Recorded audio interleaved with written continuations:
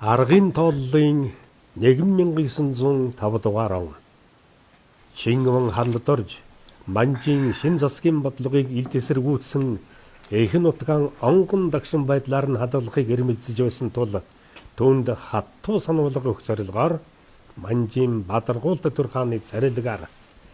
13 настай Балчирхүү Дансан Чамсын хааны ордны дэг журмыг зөрчсөн гэсэн шалтгаанаар сааслжээ.